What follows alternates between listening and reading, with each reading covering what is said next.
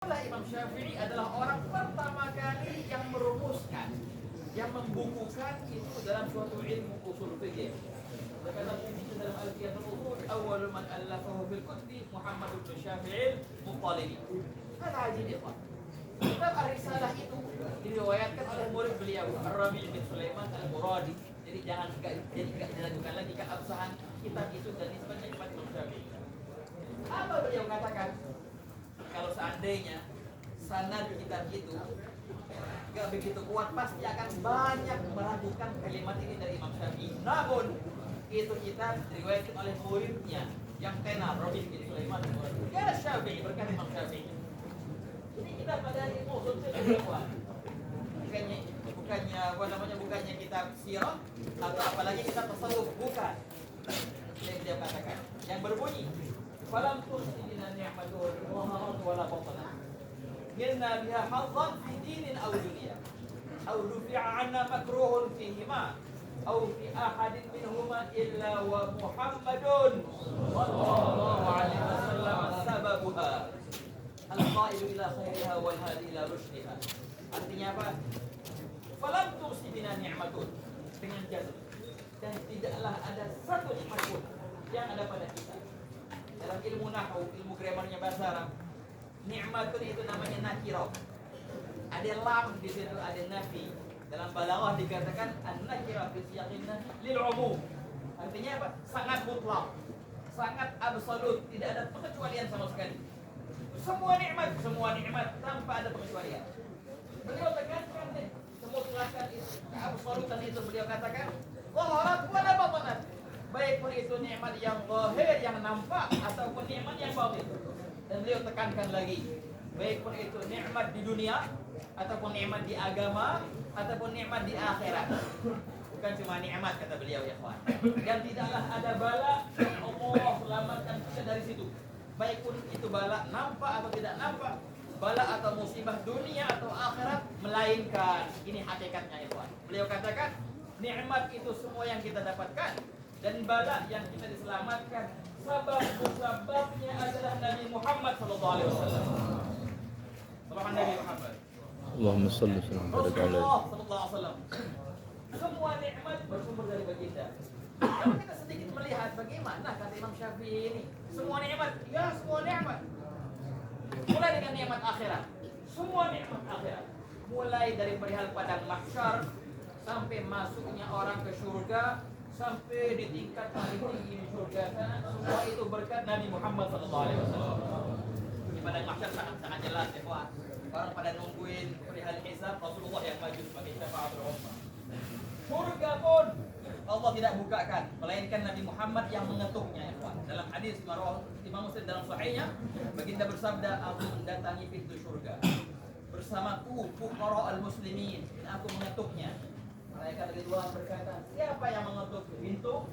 Baginda menjawab, akulah Muhammad. Maka malaikat Ridwan menjawab lagi, bika umirtu an la aftaha li ahadin qablak ya Rasulullah.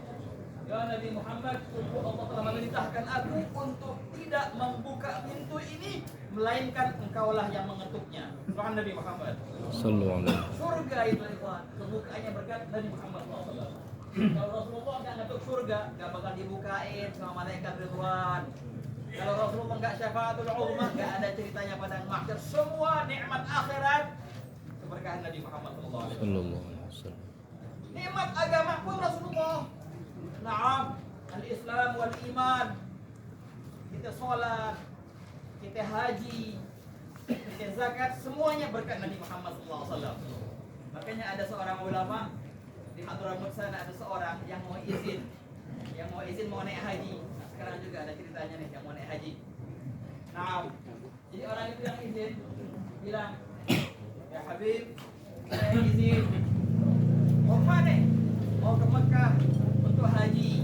Habis itu sekalian ke Madinah juga ziarah Nabi Muhammad SAW. Dijawab oleh para ulama itu, hai salah kau. Namanya apa? Jangan bilang kayak gitu. Katakanlah, saya mau ke Madinah ziarah Nabi Muhammad SAW. Sekalian mampir ke Mekah untuk haji. Jadi yang menjadi pokok dan asas adalah yang lain.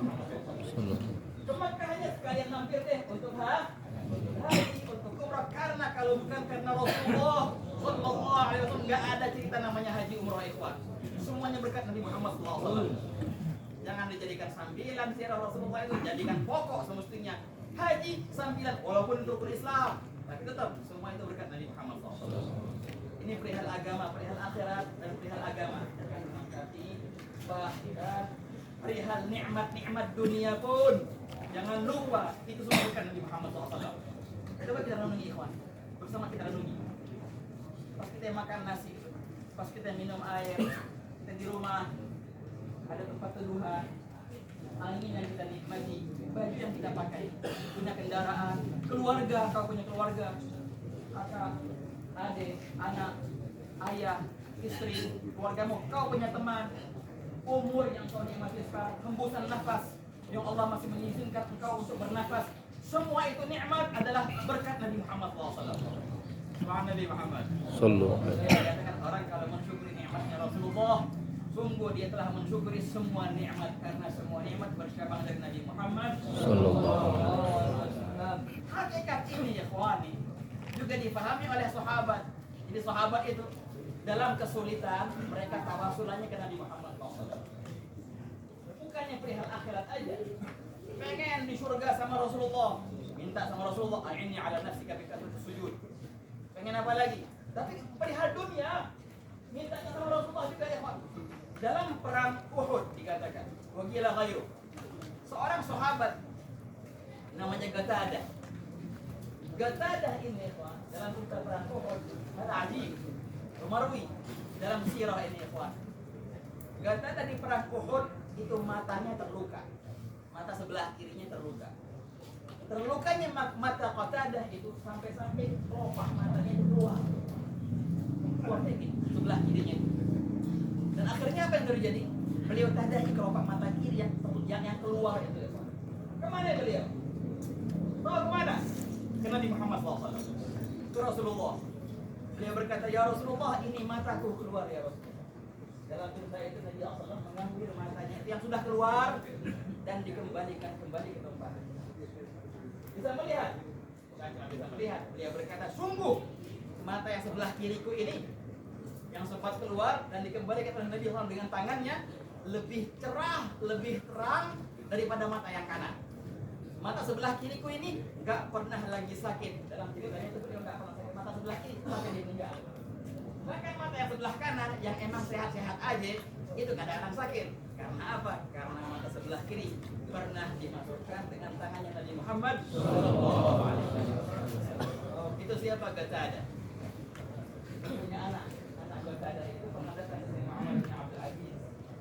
Siapa engkau? Anak muda.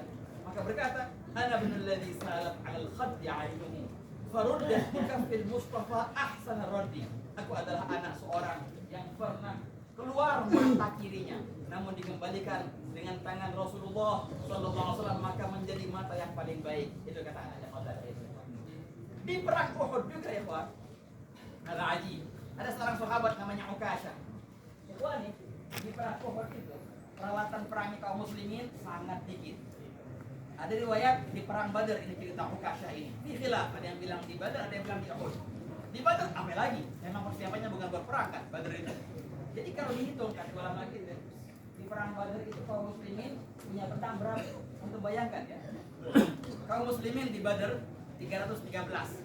Yang punya pedang cuma 16 orang. Bahkan di riwayat, wah, bukan 16, setengahnya 8 orang cuma. Itu pedang yang terjadi itu. Pedang. Kalau yang kuda, berapa orang punya kuda? Tahu berapa? Cuma 2. Kudanya cuma 2. Sangat minim sekali peralatan muslimin di perang Badar itu. Apa yang terjadi ikhwan? Pedang yang dibilang 8 atau 16 itu, satunya dipegang sama Ukashah. Ukashah bin Muhsin. Di tengah-tengah perang, pedang ini patah. Ada 8 pedang atau 16, patah lagi satu. Melawan musuh yang luar biasa di perang Badar.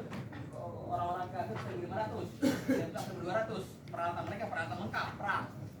Nih muslimin punya pedang dikit, patah lagi satu.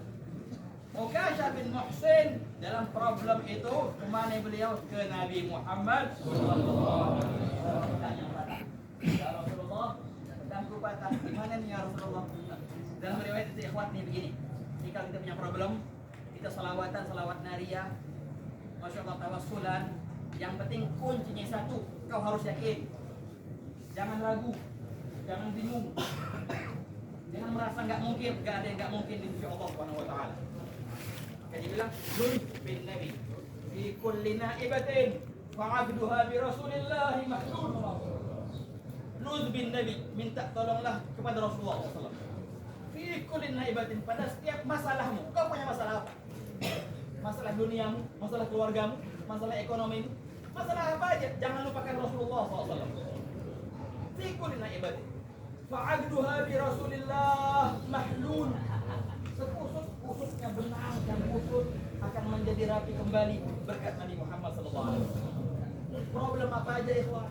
Jangankan problem dunia yang memang sementara. Problem akhirat ikhwan.